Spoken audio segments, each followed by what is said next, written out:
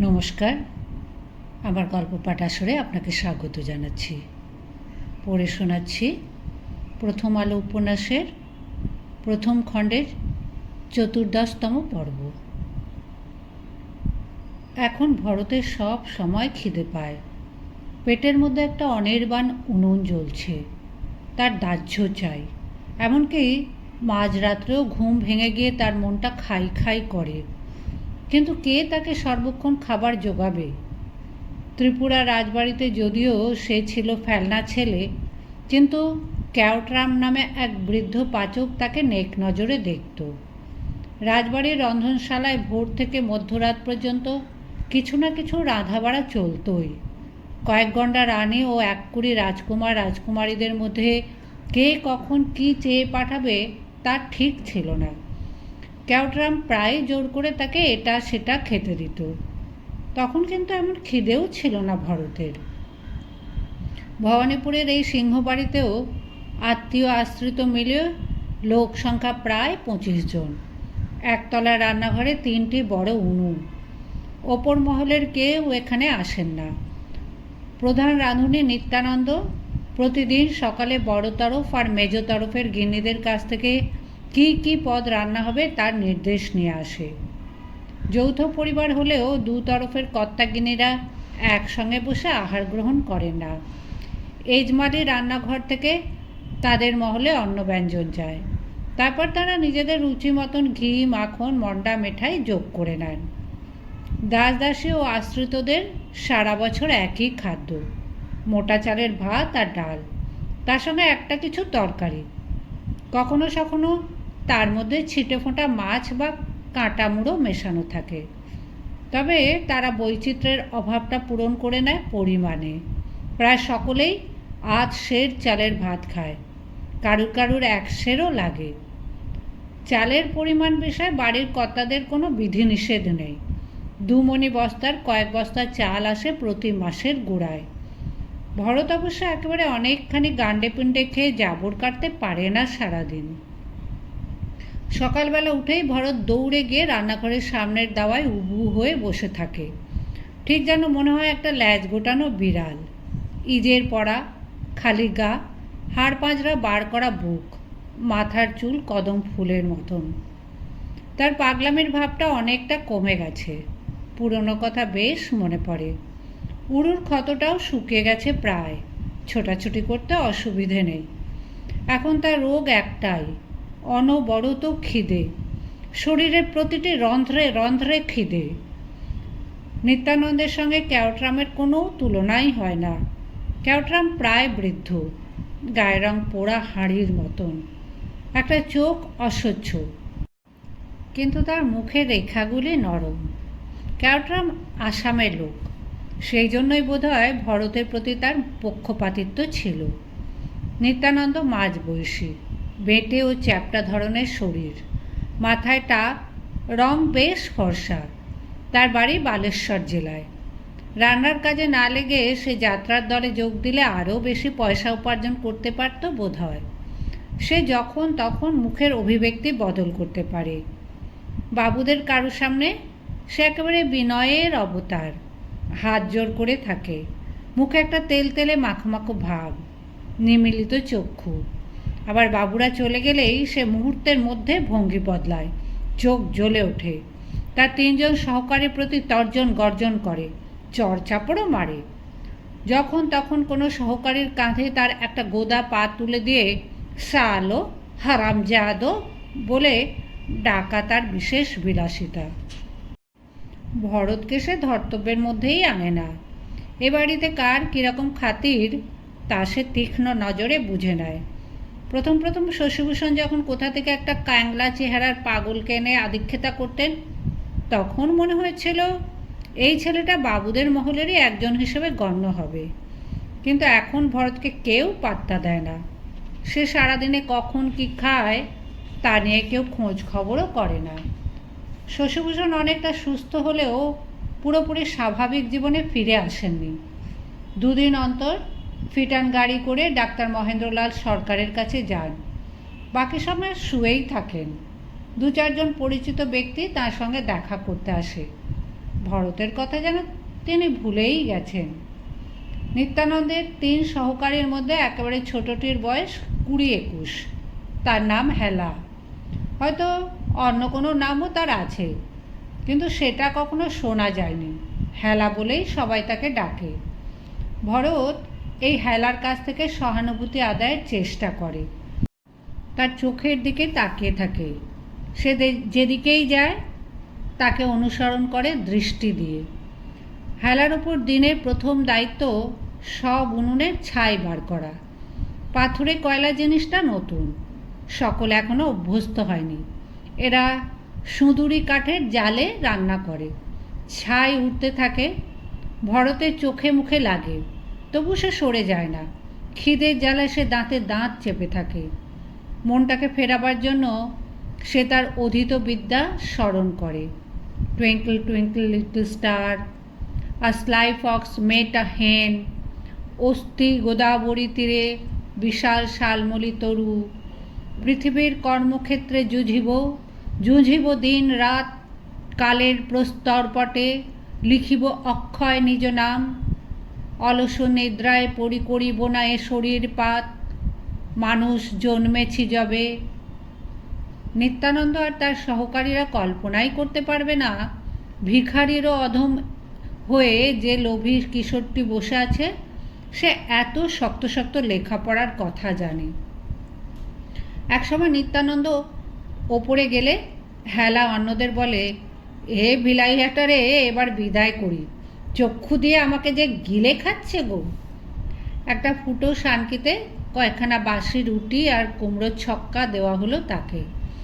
গত রাতে বাবুদের অবশিষ্ট সেই খাদ্যই হাভাতের মতন অতি দ্রুত খেতে শুরু করলো এই রাজার কুমার।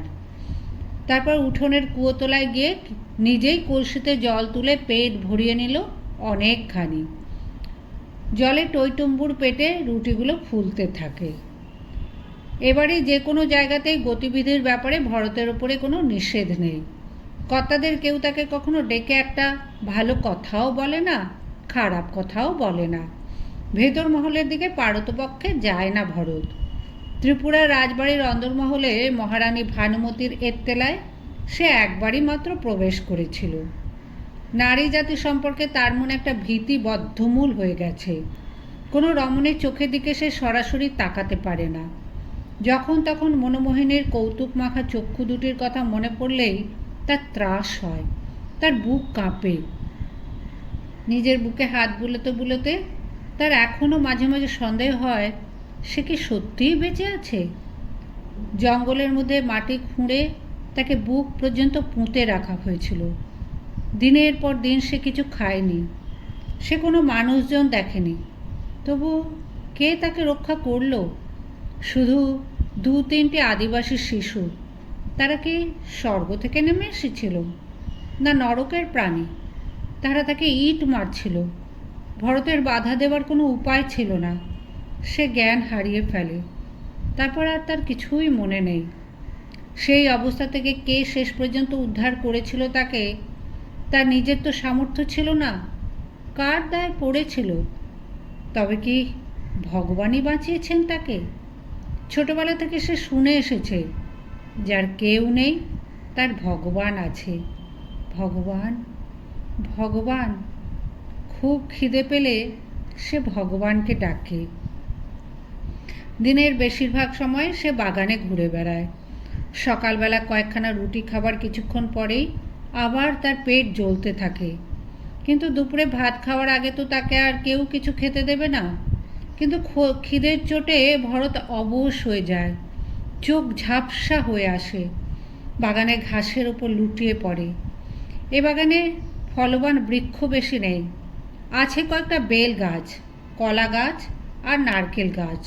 উঁচু উঁচু নারকেল গাছগুলিতে নারকেলের কাঁদি আছে বেশ কয়েকটা, কিন্তু ভরত সে গাছে চড়তে পারে না। লোলুপ দৃষ্টিতে তাকিয়ে থাকে সেদিকে। একটা পেয়ারা গাছে কষি কষি পেয়ারা ছিল বটে। একদিন খিদের চোটে ভরত সেই পেয়ারাই খেয়ে ফেলে অনেকগুলি।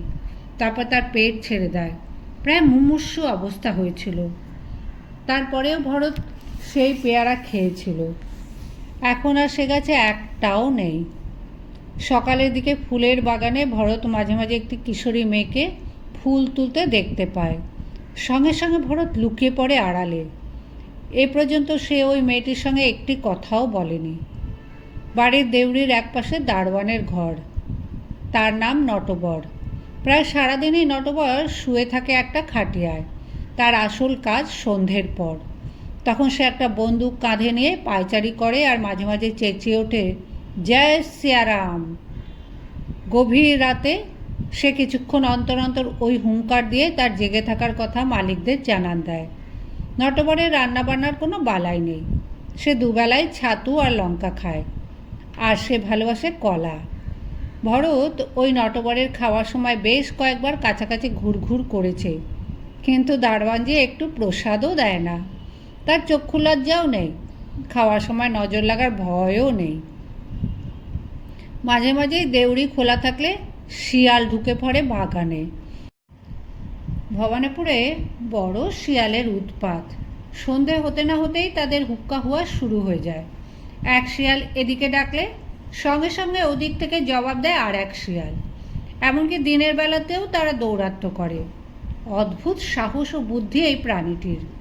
কিছুদিন আগে এবারে রান্নাঘর থেকে একটা আস্ত কাতলা মাছ চুরি করে পালিয়েছে দিনে দুপুরে।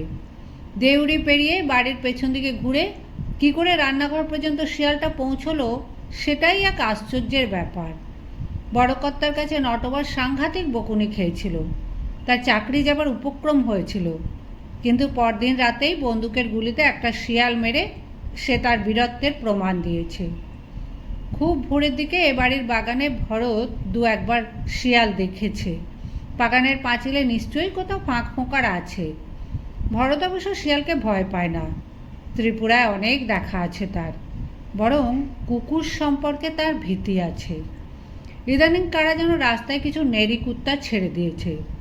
কলকাতার রাস্তায় আগে কুকুর দেখা যেত না। শিয়াল তাড়াবার জন্য কারা এই ব্যবস্থা নিয়েছে কে জানে। কুকুর আর শিয়াল যেন জন্মশত্রু। কাছাকাছি এলেই প্রবল ঝগড়া মারামারি শুরু হয়। শেষ পর্যন্ত শিয়ালরা ল্যাজ গুটিয়ে পালায়। কুকুরের পাল যখন আসে এ পল্লীতে তখন কয়েকদিন শিয়ালের উপদ্রব বন্ধ থাকে।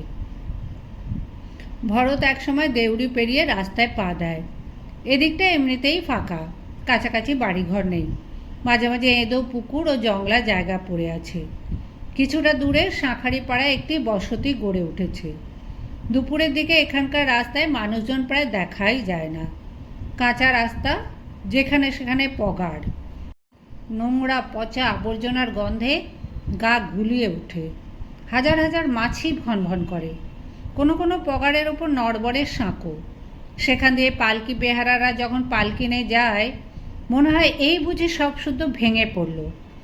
ভরত ভীতু ভীতু মুখে দেউড়ি ছেড়ে কয়েক পা এগোয়, এদিক ওদিক তাকায়, তারপরে আবার দৌড়ে ফিরে আসে। আবার যায় দু এক পা বেশি। ঠিক যেমন ইঁদুর গর্ত ছেড়ে খানিকটা বাইরে আসে, বাতাসে গন্ধ শোঁকে, হঠাৎই অজানা আশঙ্কায় আবার এক ছুটে গর্তে ফিরে যায়। ভরতের ভাবভঙ্গি অবিকল সেই রকম। নগর কলকাতা সম্পর্কে সে কত গল্প শুনেছে, এখনো পর্যন্ত কিছুই দেখেনি। সে আবিষ্কার করতে চায়, কিন্তু তার সাহসে কুলোয় না। গুটি গুটি পা পা করতে করতে ভরত দিন সাতেক বাদে বেশ খানিকটা দূরে চলে আসে।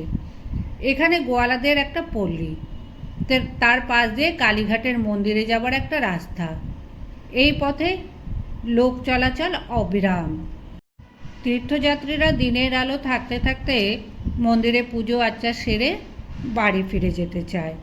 সন্ধে হয়ে গেলে গড়ের মাঠ পেরিয়ে যেতে মানুষের বুক কাঁপে। মাতাল গোড়াদের সামনে পড়ে গেলে আর রক্ষে নেই। তারা টাকা পয়সা কেড়ে নেয়, নারীদের ইজ্জত নষ্ট করে। গোড়াদের নামে কোতোয়ালিতে নালিশও চলে না। গোয়ালাপল্লীতে গরু মোষের অনেকগুলি খাটাল। সকাল বিকেল দুধ দোয়া হয়।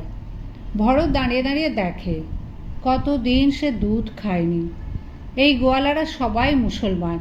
পুরুষদের লম্বা চওড়া চেহারা, গিঁট দিয়ে লুঙ্গি পরে, নগ্ন চওড়া বুক যেন লোহা দিয়ে গড়া, মুখে দাড়ি আর গালপাট্টা গোঁফ, চোখে লালচে ভাব। ভরত ত্রিপুরায় অনেক মুসলমান দেখেছে, কয়েকজনের সঙ্গে তার ভাবও আছে। তারা বাংলায় কথা বলে, কিন্তু ভরত এদের ভাষা এক বর্ণও বুঝতে পারে না। মাঝে মাঝে জুড়ি গাড়ি করে সম্ভ্রান্ত মুসলমান ভদ্রলোকরাও এখানে আসে। দুধে আলতা মেশানো গায়ে রং, নবাব বাদশাদের মতন পোশাক, তাঁরাও বাংলা বলেন না কেউ। একদিন এক মুসলমানকে দেখে ভয়ে ভরতের প্রাণ উড়ে গিয়েছিল। তখন বিকেল প্রায় ফুরিয়ে এসেছে। ভরত পাড়া বেরিয়ে ফিরছে। দেউড়ির কাছে দাঁড়িয়ে আছে একজন লম্বা লোক, আলখাল্লা পরা, অনেক ছেঁড়া ছেঁড়া কাপড় সেলাই করা যেন সেই আলখাল্লা, মাথায় লম্বা ধরনের কালো টুপি। তার এক হাতে একটা ঝোলা, অন্য হাতে একটা পেতলের ডিবেতে আগুন জ্বলছে। সারা মুখ দাড়ি গোঁফের ঢাকা, শুধু জল জল করছে চোখ দুটি। ভরতের বুক ঢিপ ঢিপ করতে লাগলো। ওই অদ্ভুত পোশাক পরা লোকটিকে এড়িয়ে সে ভেতরে ঢুকবে কি করে? কাছে গেলেই যদি খপ করে ধরে। কিন্তু যেতে তো হবেই। লোকটি পেছন ফিরে আছে। খুব সন্তর্পণে এগোতে লাগলো ভরত। হঠাৎ লোকটি পাশ ফিরে তাকে দেখল, হাসল। কালো গোঁফদাড়ির ফাঁক দিয়ে বেরিয়ে পড়ল ধপধপে সাদা দাঁত। ভরত কাঁদো কাঁদো মুখে বলল, আমি এই বাড়িতেই থাকি। লোকটি পরিষ্কার বাংলায় বলল, ও বাছা, ভয় পাও কেন? ভয় নাই গো, ভয় নাই। আমি মুশকিল আসান। সত্যপীরের কথা শোনো, সব মুশকিল দূর হয়ে যাবে। তারপর সে দোলানির সুরে একটা ছড়া বলে যেতে লাগলো। তার অনেকটাই বুঝতে পারল না ভরত, কিন্তু সুরের একটা মাদকতা আছে। সে মন্ত্রমুগ্ধের মতন তাকে রইল লোকটির দিকে। ছড়া শেষ করার পর লোকটি আগুনের শিখার উপর একটুক্ষণ নিজের হাত রেখে সেই তপ্ত হাত বুলিয়ে দিল ভরতের মুখে। এরকম 3 বার করার পর সে একটা কাজলের ফোঁটা দিল তার কপালে। বলল, আর ভয় নাই, সব বিপদ দূর হয়ে যাবে। বাড়ির ভেতর থেকে আমার জন্য একটি পয়সা এনে দাও তো বাপ আমার। লোকটির চেহারা দেখে আতঙ্ক জন্মালেও তার হাতের স্পর্শ বেশ স্নিগ্ধ। শরীরটা যেন জুড়িয়ে গেল ভরতের। আর তার ভয় করছে না। কিন্তু পয়সা সে কোথায় পাবে? কার কাছে চাইবে? সমস্যাটা খুব সহজেই মিটে গেল। প্রায় সেই মুহূর্তেই বাড়ির সামনে এসে থামলো একটা ল্যান্ডো গাড়ি। তার থেকে নামলেন মেজকর্তা। পাক্কা সাহেবী পোশাক পরা মণিভূষণ লোকটির কাছে নিজের মাথা এগিয়ে দিয়ে বলেন, দাও হে মুশকিল আসান, আমায় তোমার আশীর্বাদ দাও। অনেক দিন আসনি। লোকটি মণিভূষণের মুখে মাথায় 3 বার হাত বুলিয়ে দিলে তিনি তাকে একটি দুয়ানি দিলেন। সে সন্তুষ্ট মনে আরও স্বস্তিবচন উচ্চারণ করে চলে গেল। পয়সার কথাটা শোনার পর থেকে ভরতের মনে নতুন করে একটা দুঃখ চারা দিল। তার কোনো পয়সা নেই, কিন্তু পয়সা খরচ করার অভ্যেস তার ছিল। ত্রিপুরায় রাধারমণ ঘোষ তাকে মাসে 10 টাকা করে জলপানি দিতেন। 7 টাকা কয়েকটা পয়সা তার বিছানার বালিশের নিচে রয়ে গিয়েছিল। কে নিল কে জানে। এখানে কেউ তাকে পয়সা দেয় না। পয়সা থাকলে সে খিদের সময় কিছু কিনে খেতে পারত। গোয়ালাদের পল্লীর কাছে সে একটা মুদিখানা দেখেছে। সেখানে 2 পয়সায় 1 ধামা মুড়ি পাওয়া যায়। আর কি সুন্দর সাদা সাদা বাতাসা বিক্রি হয়। শশীভূষণ অনেক দিন ভরতের সঙ্গে একটা কথাও বলেনি। যেদিন তিনি ডাকলেন সেদিন ভরত সাড়া দিতে পারল না। সকালবেলা বেরিয়ে গোয়ালাপল্লী ছাড়িয়ে আরও খানিকটা এগিয়ে গিয়েছিল ভরত কালীঘাট মন্দিরের দিকে। এত লোক যেখানে যায় সেই মন্দিরটা দেখার খুব ইচ্ছে তার, কিন্তু রাস্তা হারিয়ে ফেলার ভয় বেশি দূর যেতে পারে না। সেদিন সে একটা জিনিস আবিষ্কার করেছে। কলকাতা রাস্তায় পয়সা ছড়ানো থাকে। এদিকে কোথাও একটা শ্মশান আছে। প্রায়ই বলহরি হরিবোল হাঁক তুলে একদল লোক মরা নিয়ে যায় সেদিকে। সাধারণ বাড়ির মরা আর অবস্থাপন্ন বাড়ির মরার তফাৎ বোঝা যায় শ্মশান যাত্রীদের আচরণ দেখে। সাধারণ মানুষ যায় দড়ির চারপাইয়ে শুয়ে, বাহকেরা ছোটে হনহনিয়ে, যত তাড়াতাড়ি সম্ভব পুড়িয়ে ফেলার জন্য ব্যস্ত। আর বেশ পালিশ করা কাঠের খাট, পুরু বিছানা, ফুলের স্তূপ দিয়ে সাজানো মরা দেখলে বোঝা যায় হোমরা চোমরা কেউ। সব বাহকরা হাঁটে ধীর গতিতে। সামনে একজন খোল করতাল বাজিয়ে কীর্তন গায়। সবচেয়ে বড় কথা, সেই মরার সামনে সামনে বাড়ির কেউ খই আর তামার পয়সা ছড়াতে ছড়াতে যায়। ভরত নিজে ঠং ঠং করে পয়সা পড়তে দেখেছে। অবশ্য সেরকম জাঁকজমকের সব যাত্রা দেখলেই যেন মাটি ফুঁড়ে উঠে আসে গোটা কয়েক ধুলো মাখা নেংটি পড়া কাঙালি ছেলে। তারা ছুটে ছুটে সেই পয়সা কুড়িয়ে নেয়। তা দেখে কি কষ্ট হয় ভরতের। খিদে তার পেট মোচড়ায়। একটা দুটো পয়সা পেলে সে পেট ভরে মুড়ি বাতাসা কিনে খেতে পারত। প্রবল ইচ্ছে হয় ভরতের। কাঙালিগুলো তারই বয়সী। সেও চেষ্টা করলে ওদের সঙ্গে ঠেলাঠেলি করে কুড়োতে পারে পয়সা। তবু সে যেতে পারে না। বিমল সম্মুখে দাঁড়িয়ে দাঁড়িয়ে দেখে। রাজবাড়িতে সে মানুষ।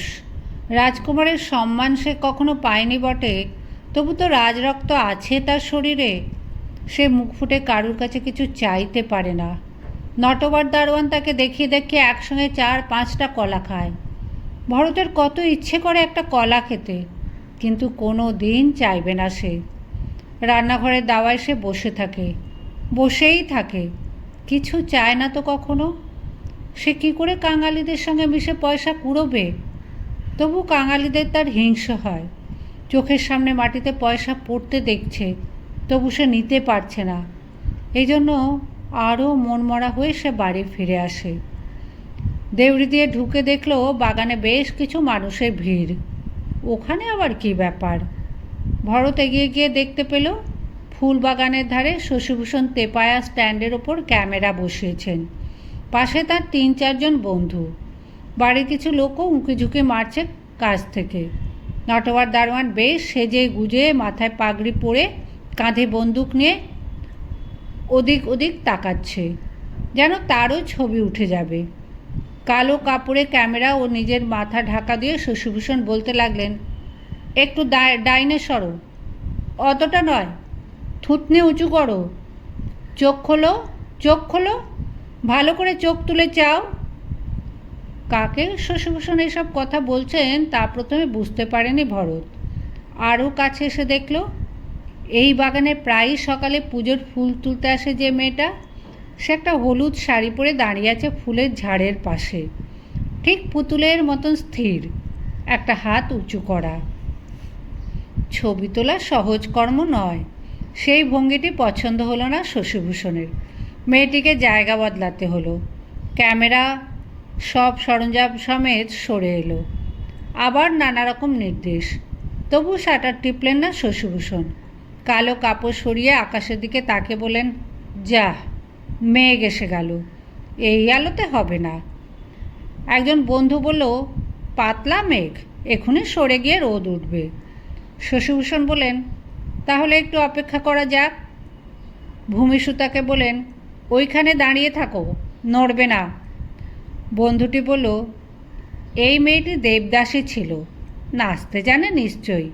নাচের পোজে ছবি তুললে কিন্তু প্রাইজ পাওয়ার মতন ফটোগ্রাফি হতো। শশীভূষণ বললেন, ও দেবদাসী ছিল না, ওকে দেবদাসী করার জন্য জোর করে ধরে নিয়ে যাওয়া হচ্ছিল। শশীভূষণকে অবাক করে দিয়ে ভূমিসুতা বলল, আমি নাচতে জানি, দেখাবো? শশীভূষণ তৎক্ষণাৎ ধমক দিয়ে বলেন, না না না, একটুও নড়বে না, অ্যাঙ্গেল নষ্ট হয়ে যাবে। বন্ধুটির দিকে ফিরে বলেন, ছি, কী যে অদ্ভুত কথা বলো তুমি। এইবার তিনি ভরতকে দেখতে পেলেন ভিড়ের এক ফাঁকে। কয়েক মুহূর্ত তাকিয়ে রইলেন তার মুখের দিকে, যেন ভরতের কথা তিনি ভুলেই গিয়েছিলেন।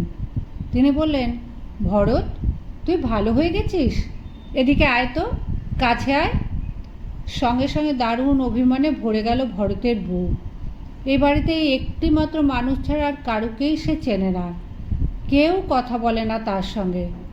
এমনও দিন যায় সারাদিনে ভরতের একবারও মুখ খোলার কারণ ঘটে না। সারা দুনিয়াতেই শশীভূষণ মাস্টার ছাড়া তার আপনজন আর কেউ নেই। তিনিও ভরতকে তাচ্ছিল্য করেছেন। ভরতের অসুখ সেরে গেছে কিনা সে খবরও রাখেন না। ভরতের যে এত খিদে পায় তাও জানেন না তিনি। অভিমানের বাষ্পে গলা রুদ্ধ হয়ে গেছে ভরতের। সে কোনো উত্তর দিল না। বন্য প্রাণীর মতো মাথা নিচু করে ভিড়ের মধ্যে ঢুসো মেরে ছুটে বেরিয়ে গেল। আর দেখা গেল না তাকে। বাড়ি থেকে বেরিয়ে গিয়ে রাস্তার ধারে একটা এঁদো পুকুরের পাড়ে বসেই কাঁদতে লাগলো মাথা ঝাঁকে ঝাঁকে। সমস্ত বিশ্ব এখন তার কাছে অর্থহীন। সেই কান্নার মধ্যে সে বলতে লাগলো, মা, মা, আমি মরে গেলাম না কেন? মা, মা, আমাকে নিয়ে যাও। এক সময় কাঁদতে কাঁদতে সেখানেই ঘুমিয়ে পড়ল সে। ঘাসের ওপর লম্বমান এক কিশোর শরীর। এখানে কোনো মানুষজন নেই, শুধু গাছপালাগুলি ব্যগ্র হয়ে তাকে দেখছে। ঘুমের মধ্যেও ভরতের ঠোঁটে আঁকা অভিমান। এক একদিন সকালে বাসি রুটি কুমড়োর ছক্কাও থাকে না। সেই সব সকালে ভরত একেবারে ধুঁকতে থাকে, যেন খিদের চোটে সে মরেই যাবে। জঙ্গলের মধ্যে যখন সে মাটির মধ্যে পোঁতা ছিল দিনের পর দিন, তখনও সে এত খিদের কষ্ট পায়নি। হেলার জ্বর হয়েছে কদিন ধরে। ভরতকে সামান্য দয়া করারও কেউ নেই। এক সকালে অন্য একজন রাঁধুনি ভরতকে অনেকক্ষণ বসে থাকতে দেখে এক মুঠো মুড়ি এনে বলল, এই ছোঁড়া, আজ রুটি নেই, এই দুগ্গো মুড়ি খা, এখন যা এখান থেকে। ওই সামান্য মুড়িতে খিদে আরও বাড়ে। জ্বলন্ত উদর 2 ঘটি জল খেয়েও নেবে না। ভরতের নিজেরই হাত পা কামড়ে খেতে ইচ্ছে করে। বাগানে গিয়ে সে ঘুরে ঘুরে বেড়ায় আর শরীরের জ্বালা ভোলার জন্য মুখস্থ কবিতার লাইন উচ্চারণ করার চেষ্টা করে, কিন্তু মনে পড়ে না। মন এখন পেটের মধ্যে। কবিতার বদলে ভরত বিড়বিড় করে, হে ভগবান, হে ভগবান, আমায় কিছু খেতে দাও, আমায় 2টি খাবার জুটিয়ে দাও।